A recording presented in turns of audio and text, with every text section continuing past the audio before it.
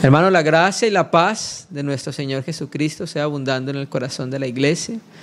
Damos gracias al Señor que nuevamente podemos acercarnos a Él, al trono de la gracia, confiados de que el Señor en todo momento nos escucha y está atento a la reunión de sus hijos, hermano.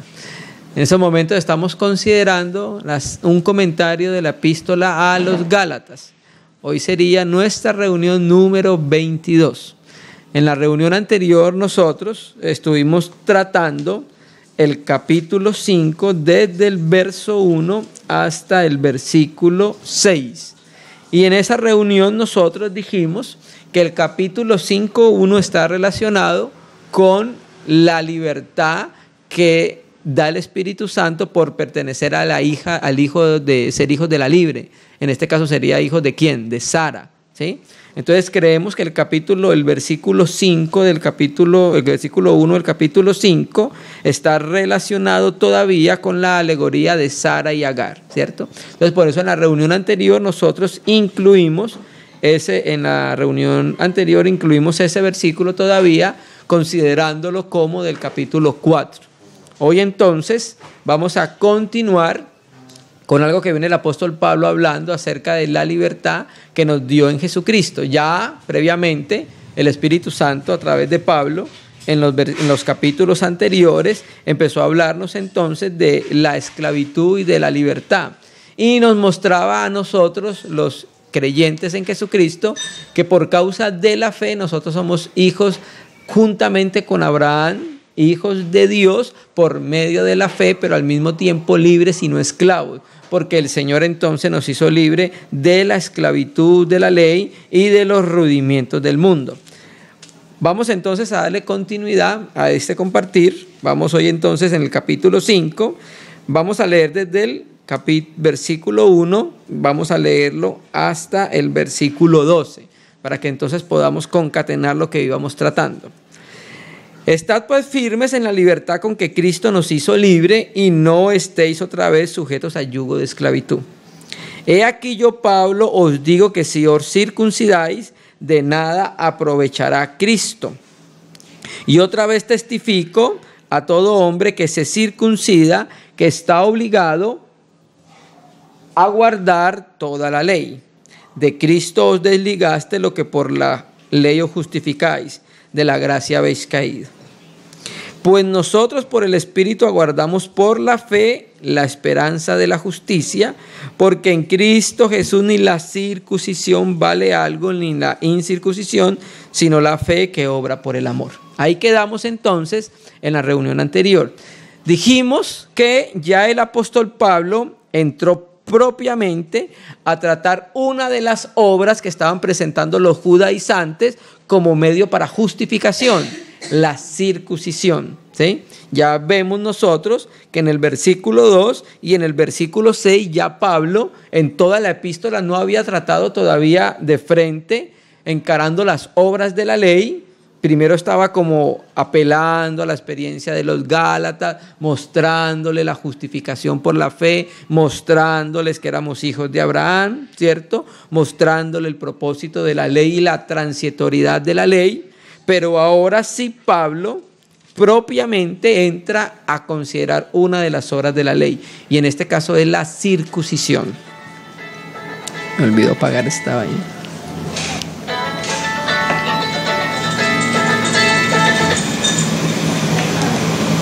No sé quién será. Bueno, entonces en este caso es la circuncisión. Entonces ahora vamos a darle continuidad desde el verso 7 hasta el versículo 12, que es la perícopa que vamos a tratar el día de hoy. Vosotros corríais bien. ¿Quién os estorbó para no obedecer a la verdad? Esta persuasión no procede de aquel que os llama. Un poco de levadura leuda toda la masa. Yo confío respecto de vosotros en el Señor, que no pensaréis de otro modo, mas el que os perturba llevará la sentencia quien quiera que sea.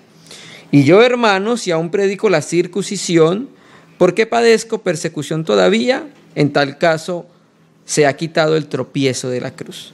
Ojalá se mutilasen los que os perturban. ¿sí?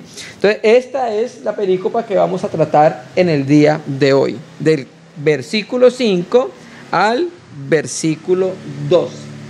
Lo primero que tenemos para decir es que en la crítica textual no hay casi variaciones en esta perícopa. La única es que en el Nuevo Testamento griego, por ejemplo, si vemos Francisco La Cueva en Gálatas 5, versículo 7, no dice vosotros, solamente dice corríais. Sí, esa es la única variante que existe en esta perícopa que vamos a tratar el día de hoy. Corríais bien. ¿Quién os estorbó para no obedecer a la verdad? Entonces, ahora el apóstol Pablo va a retroceder en el tiempo, en el momento en que los gálatas aceptaron el evangelio por medio de la fe y empezaron la experiencia de la vida cristiana. Le dice, ustedes corrían bien, o sea, cuando empezaron. Por ejemplo, empezaron por la fe. Pablo le dice en el capítulo 3, ustedes reciben el Espíritu Santo por las obras de la ley o por el oír con fe. Obviamente la pregunta, la respuesta está implícita en la pregunta retórica, por el oír por medio de la fe. Entonces, cuando oyeron por la fe, empezaron por el Espíritu. Pero, por ejemplo, en el capítulo 4:13, recuerda que leímos que Pablo le dice a los gálatas, también apelando a la experiencia, que si hubiera sido posible le hubieran dado sus propios ojos. O sea, cuando empezaron los gálatas, empezaron con fe y empezaron con amor, ¿cierto? Entonces, Pablo también va a utilizar con esto una metáfora que es muy común vérsela al apóstol Pablo. Por ejemplo, en Filipenses, en Timoteo, en Primera de Corintios y aquí en Gálatas utiliza esta metáfora de un atleta para ilustrar el proceso espiritual de los gálatas, ¿sí? Habla del proceso espiritual de ellos como una carrera. De la misma manera que se refiere él a sí mismo de su experiencia cristiana como en una carrera. Por ejemplo, mire lo que dice el capítulo 2, versículo 2. Pero subí según una revelación y para no correr o haber corrido en vano. ¿Sí ves? O sea que Pablo no solamente utiliza esa metáfora para referirse a la experiencia de los gálatas, sino que ve en él mismo, en su experiencia cristiana, hasta llegar a la meta una carrera, ¿cierto? Entonces, aquí vemos que Pablo entonces apela primeramente a la experiencia de la vida cristiana de los gálatas. También Lucas habla de lo mismo en Hechos 13, verso 25, de Juan el Bautista levita. Y dice, y cuando Juan terminaba su carrera, ¿cierto? Entonces, Pablo utiliza esta metáfora para mostrarnos a nosotros que nosotros desde que creímos empezamos a correr una carrera y esa carrera tiene una meta, pero esa carrera debe ser corrida legítimamente. Hay que correr bien la carrera, que es a lo que se refiere Pablo cuando le dice corríais bien, ¿cierto? O sea que había una manera de caminar, de correr la carrera en Jesucristo, que fue la que los gálatas se introducieron al empezar el evangelio, ¿cierto? Pero pasó algo. Entonces leamos 2 versículos donde se habla acerca de este mismo aspecto como una metáfora. Vamos a Hechos 20, verso 24. Hechos 20, versículo 24. Mire que aquí Pablo, aunque escribe Lucas, Pablo otra vez está volviendo a hablar de su experiencia cristiana como una carrera. Pero de ninguna cosa hago caso, está hablando con los ancianos de Éfeso en Mileto, pero de ninguna cosa hago caso ni estimo preciosa mi vida para mí mismo, con tal que acabe mi carrera con gozo y el ministerio que recibí del Señor Jesús para dar testimonio del evangelio de la gracia de Dios. Entonces mira lo que dice Pablo. Entonces está diciéndole que no va a volver a ver el rostro de ellos, que va a sufrir por causa del Señor, pero él le dice que él no tiene en cuenta su vida con tal de que acabe su carrera, ¿sí? Entonces es como si Jesucristo en el momento de creer a Pablo y a nosotros nos colocara en una línea de salida. Creímos y ¡pum! Fuimos colocados en esa línea y empezamos entonces una carrera, empezamos a correr. Pero hay una manera de conducirse en esa carrera Y Pablo entonces dice, no importa, no estimo mi vida preciosa con tal de que termine mi carrera, la carrera que en la que el Señor me colocó. Y de lo mismo habla en 2 de Timoteo 4:7. 2 de Timoteo 4, versículo 7. Si quieren pueden leer 1 Corintios 9, 24 al 27 y Filipenses 3:11, que vuelve a hablar de lo mismo. Por ahora leamos 2 de Timoteo 4:7.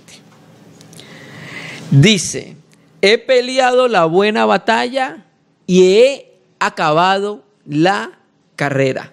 ¿Qué es esto? Recuerda lo que leímos en Hechos 20:24, ahorita. Con tal de que acabe mi carrera con gozo, ¿cierto? Aquí Pablo habla de que terminó su carrera, ¿sí? He peleado la buena batalla, he acabado la carrera. O sea que ya cuando termina su carrera es cuando llegó a la meta, a Jesucristo. Ya estaba pronto a partir, el apóstol Pablo, fueron una de sus últimas epístolas a su hijo en la fe, que en este caso era Timoteo, ¿cierto? He peleado la buena batalla, he acabado la carrera, he guardado la fe. Entonces volvamos a Gálatas 5:7. Corríais bien. Entonces cuando los Gálatas empezaron en la carrera del evangelio por medio de la fe, sin buscar la justificación por la ley. De eso también se está refiriendo el apóstol Pablo. Ustedes corrían bien porque cuando empezaron por el evangelio de la gracia, ¿cierto? No empezaron a través de un evangelio en el cual se era justificado por la ley, ¿cierto? Corríais bien. ¿Quién os estorbó? Pareciera entonces que había un cabecilla en este asunto, mientras los Gálatas corrían la carrera cristiana para estorbarlos, como para echarles zancadilla y no pudiesen llegar a la meta, los hizo tropezar o los hizo desviar de su curso. Quiero leer el interlineal de Francisco La Cueva porque nos presenta más exactamente qué dice la palabra griega. Ya leímos entonces quién os estorbó. La Biblia textual dice en el versículo 7, corríais bien, ¿quién os obstaculizó? Recuerden que está utilizando la metáfora de una carrera. Entonces, en esa carrera alguien les colocó obstáculos para desviarlos de la fe, ¿cierto? ¿Quién os obstaculizó? Entonces, mediante esta pregunta retórica, Pablo quiere llamar la atención a los creyentes en Galacia sobre la peligrosa situación en la que ellos en esos momentos se encontraban, ¿cierto? Naturalmente, que ahorita vamos a ver que no fue Dios. Hay alguien más que está interesado en obstruir la comunión con nuestro Dios en la iglesia, ¿cierto? Y naturalmente no es Dios, no es el Espíritu Santo. ¿Quién os estorbó o obstaculizó? Ahí donde dice quién, el pronombre interrogativo tis, que significa quién, naturalmente se entiende que es alguien de los judaizantes, aunque los judaizantes eran meramente instrumentos de ese alguien, de ese quién, que estaba obstaculizando la verdad del evangelio. Y no es nada más que el enemigo de Dios, Satanás, que es el que busca lugar en el corazón de las personas para obstruir y obstaculizar la obra de Dios, ¿cierto? Entonces ese quien, ellos deben entender que obedece a alguien más, que está utilizando la fuerza de los judaizantes para poder obstaculizar en la carrera sana que empezaron los Gálatas en el momento de creer, ¿cierto? La palabra enecosen, donde dice obstaculizó, significa, F.F. Bruce, aquí en su comentario a Gálatas, dice cortarle el paso a un corredor haciendo que éste se caiga. O sea que el que colocó zancadillas para que la persona no siguiera el caminar, la carrera cristiana, fuera enemigo de Dios. Y acá se las estaba colocando a los Gálatas. Por eso entonces nosotros como cristianos debemos percibir aquellas cosas que están obstaculizando nuestro relacionamiento interno con nuestro Dios, ¿cierto? Aquí se sabe abiertamente que era el diablo utilizando a los judaizantes, colocándole estorbo a los hermanos, dándoles zancadillas para que no llegaran a la meta. ¿Quién nos estorbó para no obedecer a la verdad? ¿A qué le recuerda esto? A Gálatas 3:1. ¿Quién nos fascinó para no obedecer a la verdad? Vuelve nuevamente Pablo a traer el mismo argumento. Aunque Pablo no hace esta pregunta porque está esperando que le den un nombre. Hace la pregunta esperando que ellos reflexionen. Ellos saben quiénes son los judaizantes que están tratando de introducir este falso evangelio en medio de los hermanos, ¿cierto? ¿Quién os estorbó o obstaculizó para no obedecer a la verdad? Entonces aquí estamos viendo que el propósito del que obstaculiza es uno, que los cristianos no obedezcan a la verdad. Ese es la intención que tiene el enemigo para que los cristianos no obedezcan la verdad. Cristo nos lleva a toda obediencia, el Espíritu Santo, el Paracleto, nos va a llevar a toda obediencia. Entonces, naturalmente, que toda enseñanza a la desobediencia de la palabra es un trabajo completamente maligno, hermano, y obedece a doctrinas de demonios. Eso lo dice claro 1 Timoteo 4, versículo 1. ¿Cierto? Entonces, cualquier espíritu, cualquier persona que desvía la carrera de la iglesia de Jesucristo es una intención completamente maligna y diabólica, porque lo que busca es que los hermanos no obedezcan a la verdad. O sea, aquí cuando se habla de la verdad, se está hablando de las verdades centrales del evangelio, y en este caso sería el beneficio o lo que produce el sacrificio de Jesucristo. Porque aquí entonces están tratando de colocar otro aspecto diferente para la salvación y justificación de los hermanos, que son las obras de la ley, ¿cierto? Entonces vinieron los judaizantes, los gálatas iban corriendo bien, empezaron por la fe, empezaron por el amor, y vienen los judaizantes y les dicen no, necesitan circuncidarse, necesitan guardar la ley para poder ser salvos.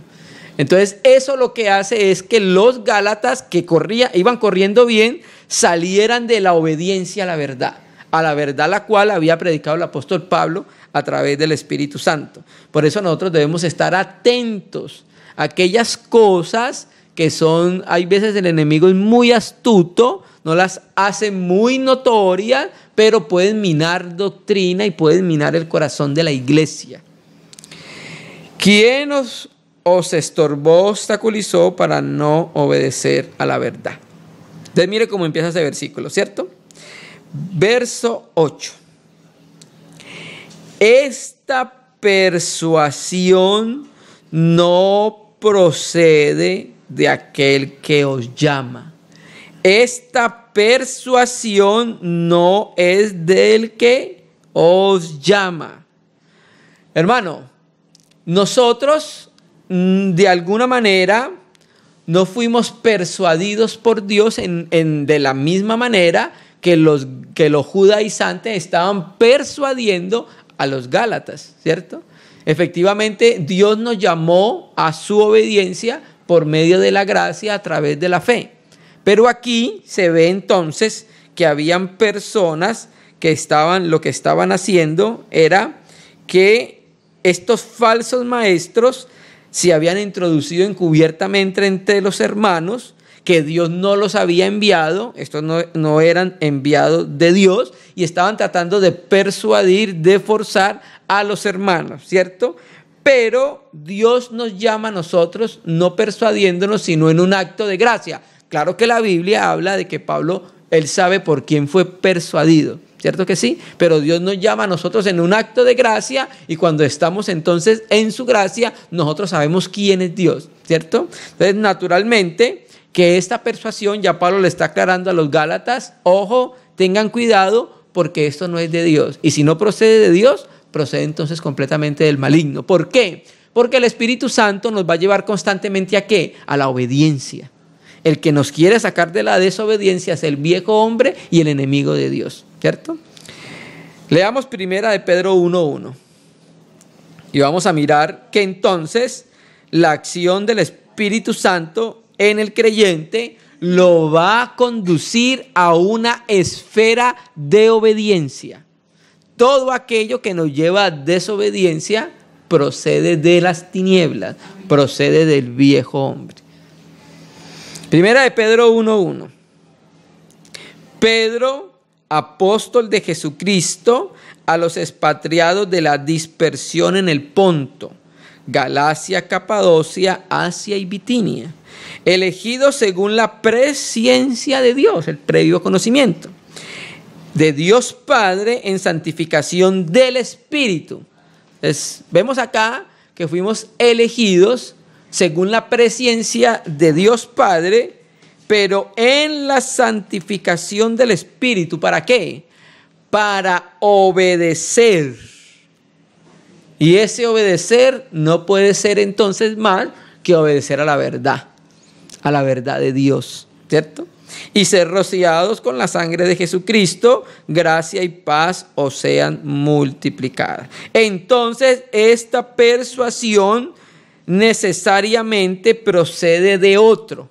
En este caso sabemos que es el maligno, utilizando los falsos maestros que encubiertamente se habían introducido entre los Gálatas. Naturalmente que no habían sido enviados por Dios. Dios no necesitaba persuadir a las personas, Dios nos ha llamado por un acto de gracia, ¿cierto? Los judaizantes se habían dedicado tiempo para argumentar falsamente a los cristianos en Galacia para persuadirlos a seguir un camino completamente diferente al camino que les mostró Pablo por el Espíritu, a seguir un evangelio completamente diferente al que les había mostrado Pablo a través del Espíritu Santo.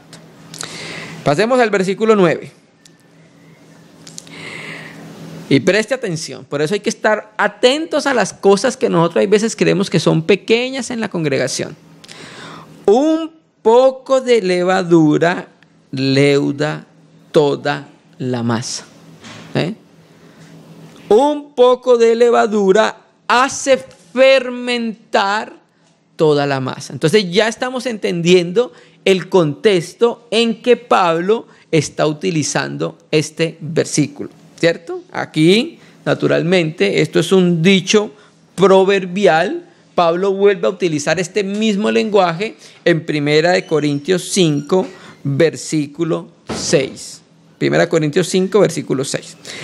Poca levadura, ¿sí? Entonces, naturalmente, esta poca levadura se refiere, en forma general, a la doctrina que estaban enseñando los judaizantes.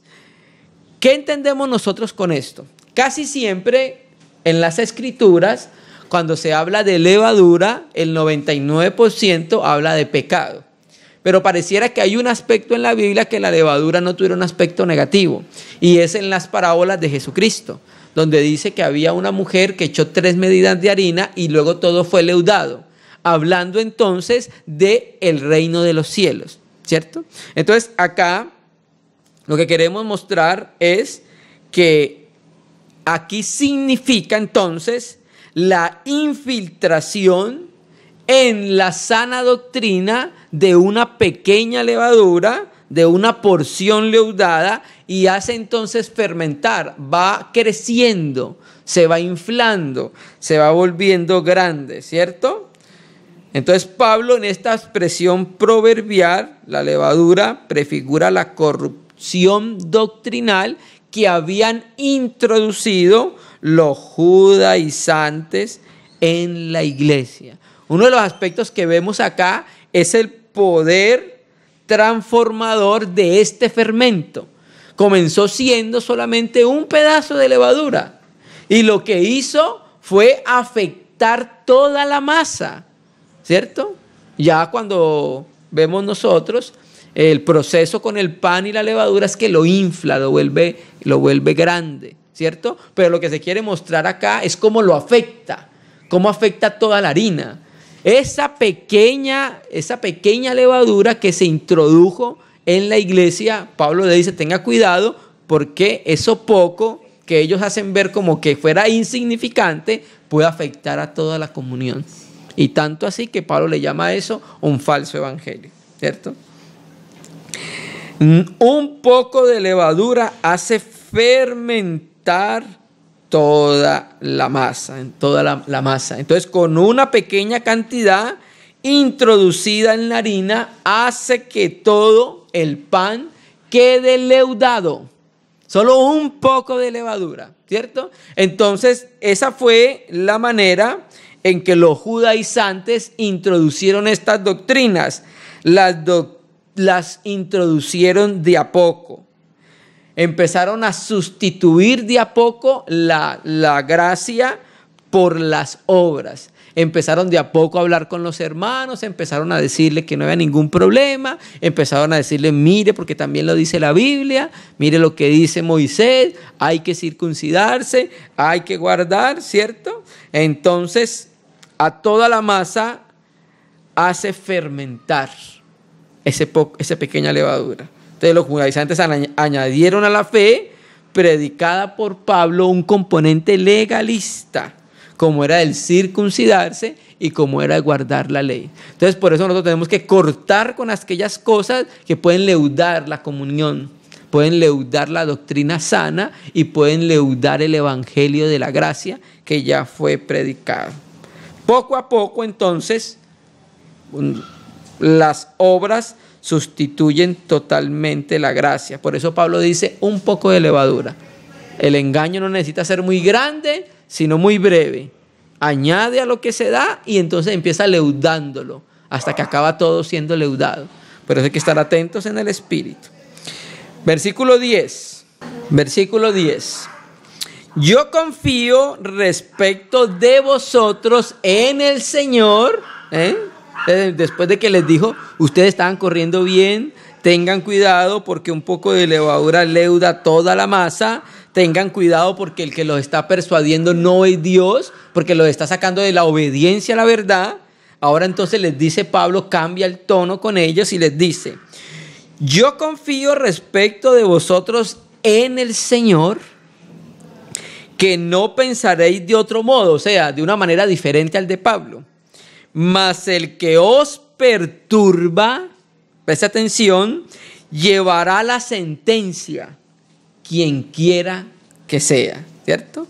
Entonces, en medio de eso que estaba viviendo, ese conflicto que estaba viviendo Pablo, que estaba siendo angustiado, el Señor, le da paz en su corazón, en el Señor, de que los hermanos van a poder persistir en la fe a pesar de los ataques del maligno.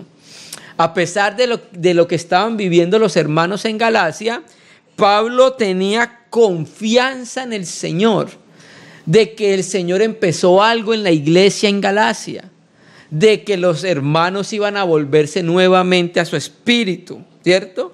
De que los hermanos no iban a pensar de otro modo diferente del que le enseñó el apóstol por el Espíritu, de la verdad del Evangelio, ¿cierto? Entonces, esta confianza en la obra del Espíritu Santo producía confianza en el corazón de Pablo en cuanto a que los gálatas iban a volverse de su error y se iban a dar cuenta cuál era el veneno que estaban introduciendo los judaizantes en medio de la comunión. Veamos un versículo que nos confirma esto que estamos hablando. Filipenses 1, versículo 6.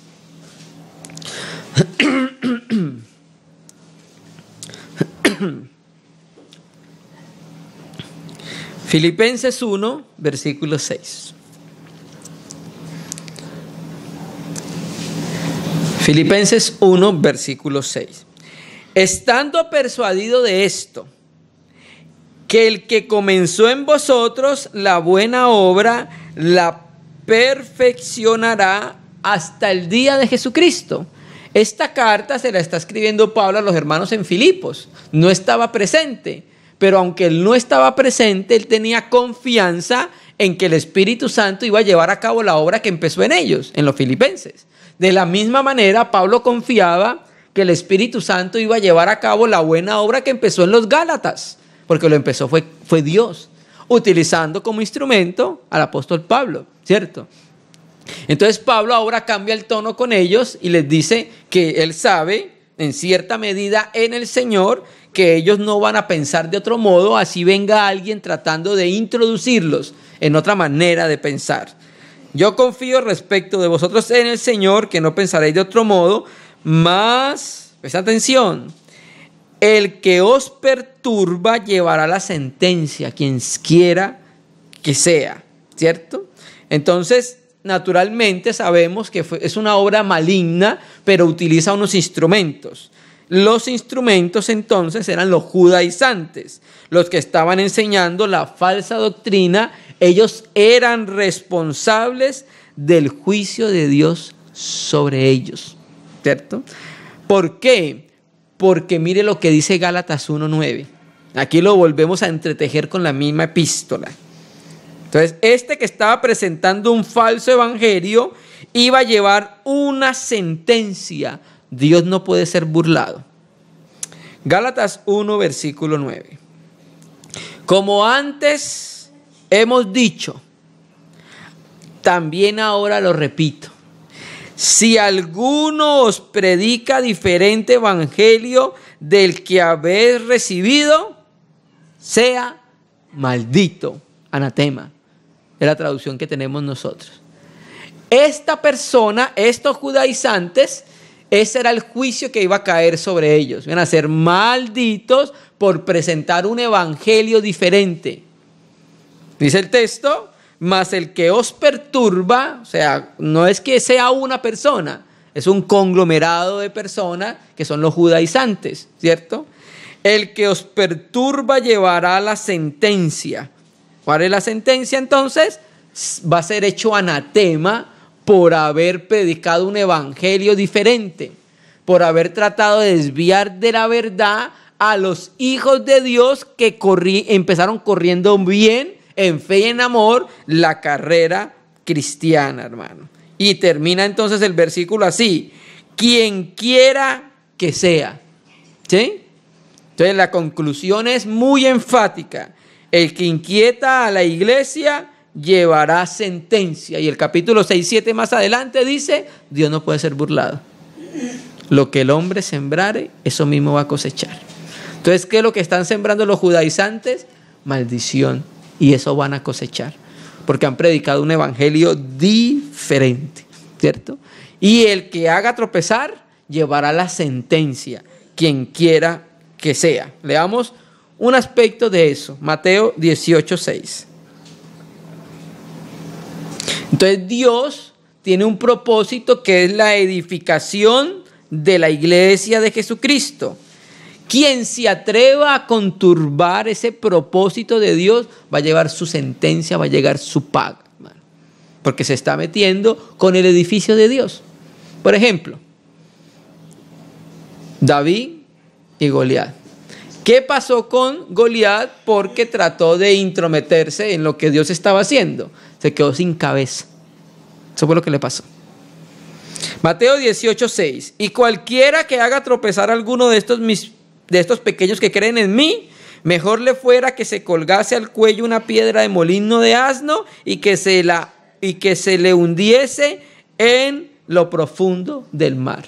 Entonces, quien los perturba, quien quiera que sea, llevará su sentencia. Y el Señor es muy celoso con su casa, es muy celoso con la edificación de su iglesia, ¿cierto? Volvamos entonces, ya terminando, capítulo 5, versículo 11. Capítulo 5, versículo 11. Entonces, este versículo solo podemos entenderlo correctamente entendiendo la acusación que los judaizantes formulaban en contra de Pablo. Vamos a leer.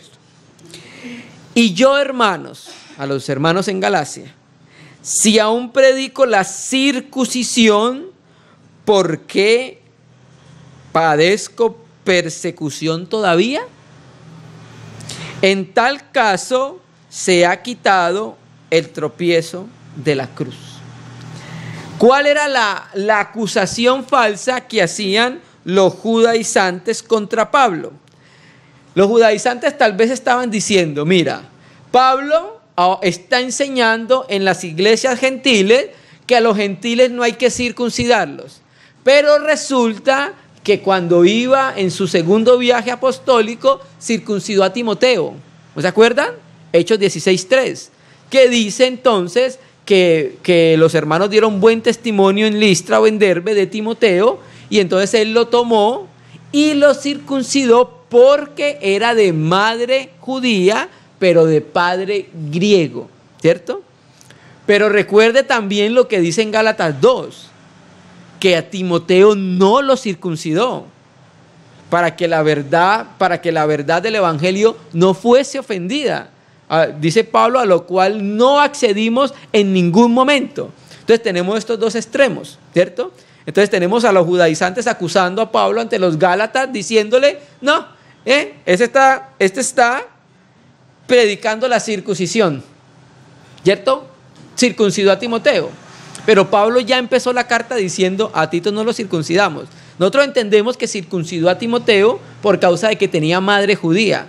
En cambio, Tito se ve que no tenía padres judíos. Y era madre judía y de padre griego. Lo circuncida también entonces para que Timoteo pudiera entrar también a predicar el evangelio a los judíos, ¿cierto? Como era de madre judía, pues lo hace de esa manera. Pero Pablo no predicaba la circuncisión. Pablo dejó muy claro ya que el hombre no es justificado por las obras de la ley, ni por la circuncisión, ¿cierto?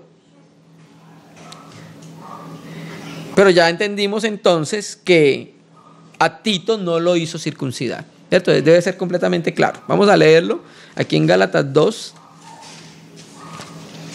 Vamos a leerlo del versículo 3. Mas ni aun Tito, que estaba conmigo con todo y ser griego, fue obligado a circuncidarse.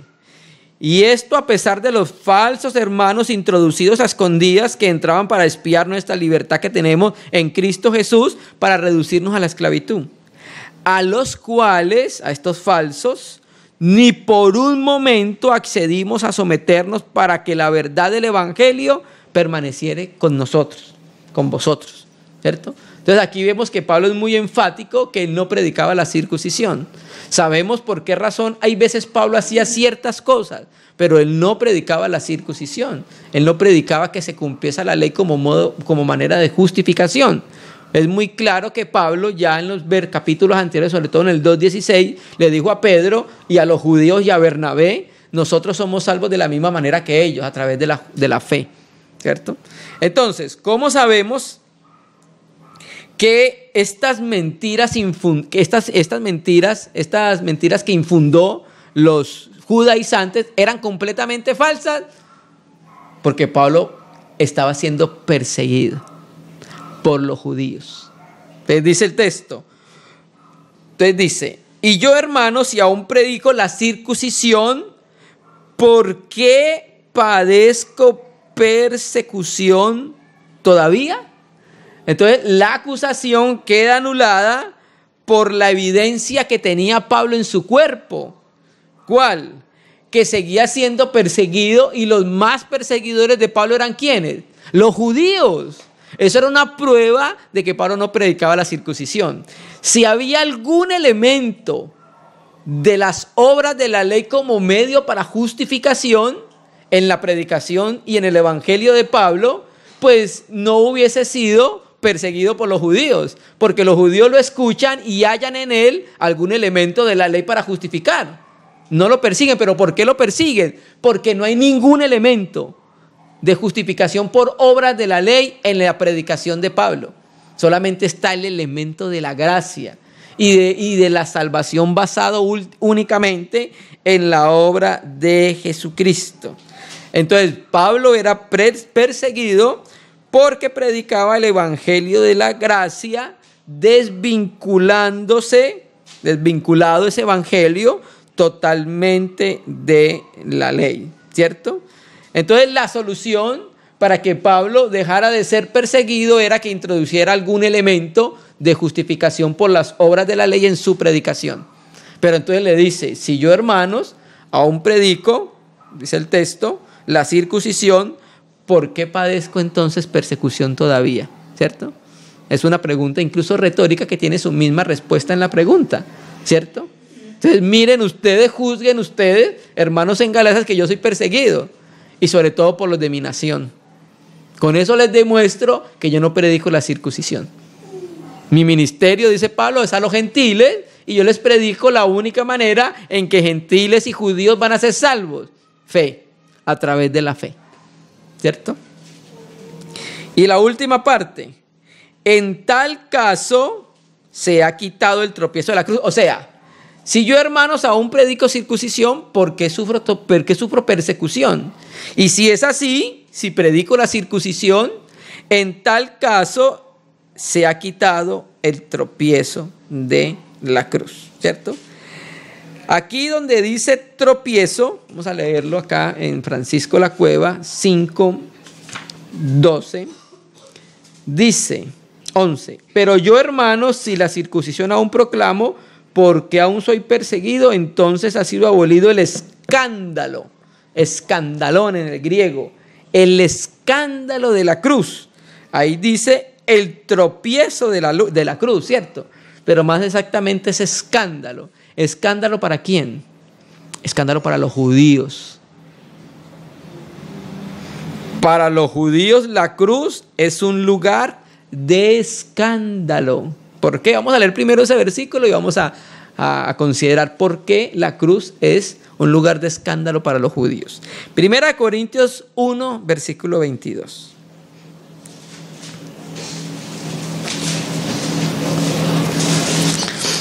Primera de Corintios, capítulo 1, versículo 22. ¿Amén? ¿Lo tenemos?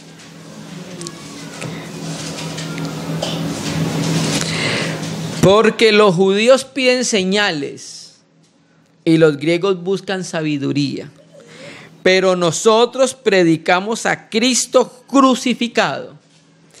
Para los judíos ciertamente tropezadero y para los gentiles locura. ¿Sí? ¿Por qué la cruz de Cristo es tropezadero o escándalo para los judíos? Porque es un Mesías crucificado. Y eso es tropiezo para los judíos.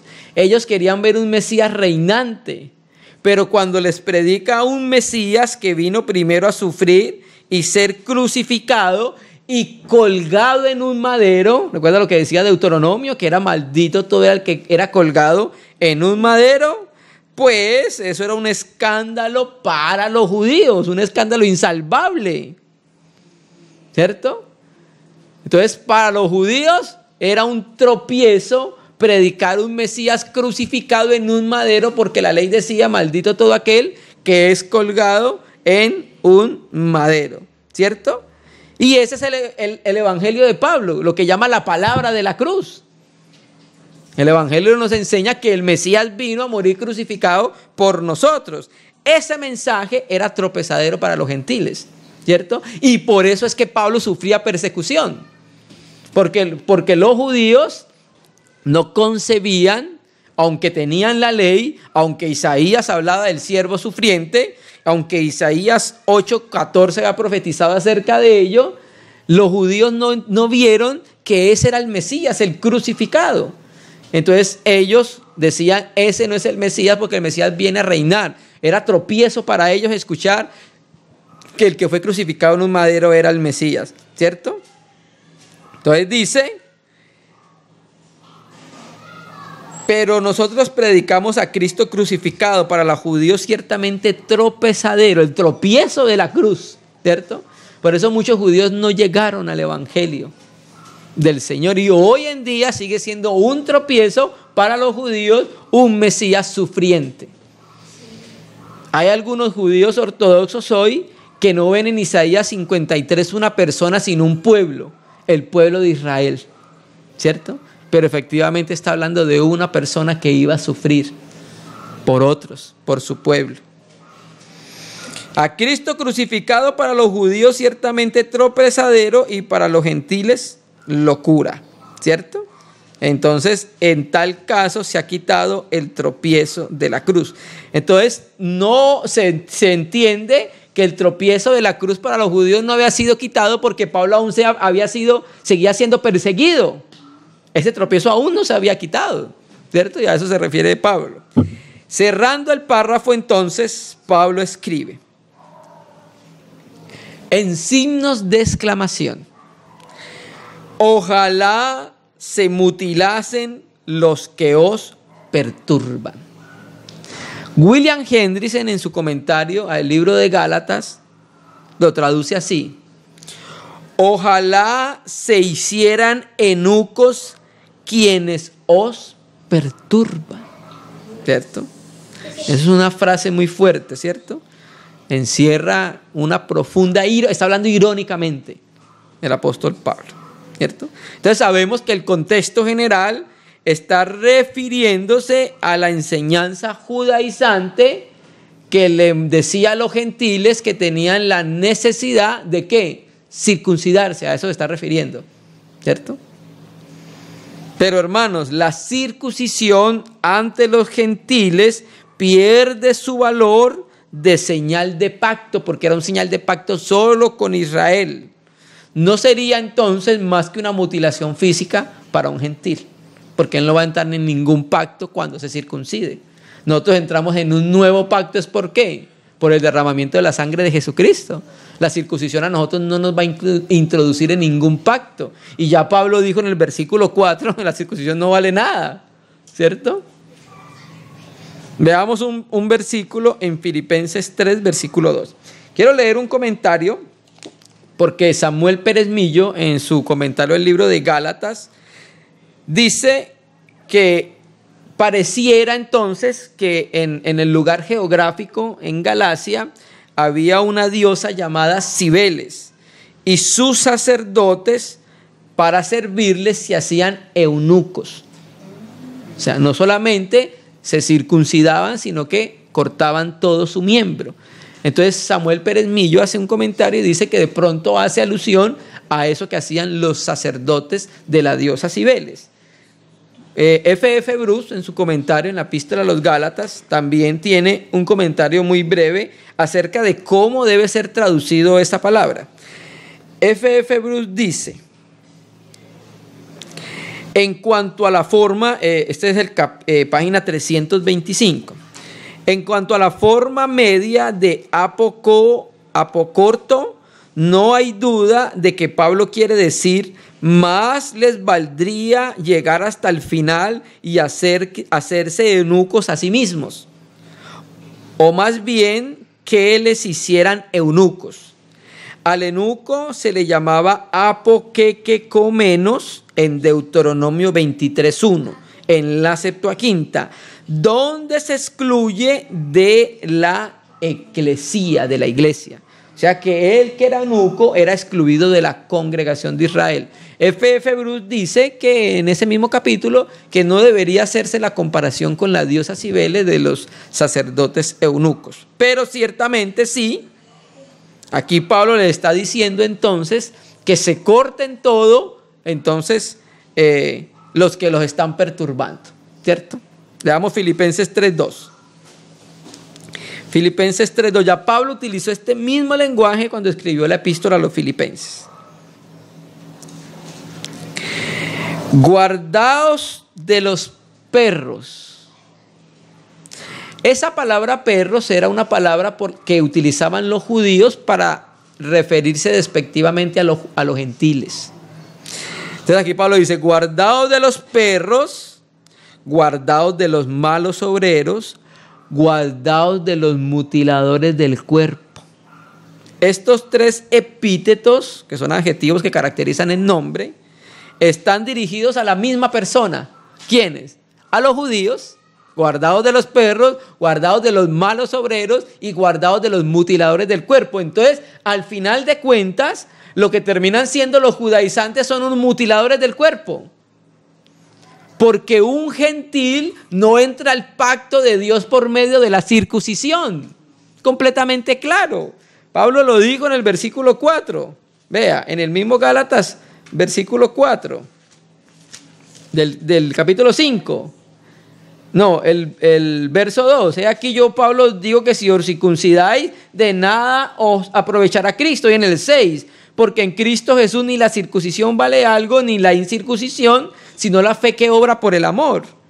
Entonces la circuncisión no tenía ningún valor. Entonces lo que estaban haciendo era que estaban mutilando a los gentiles.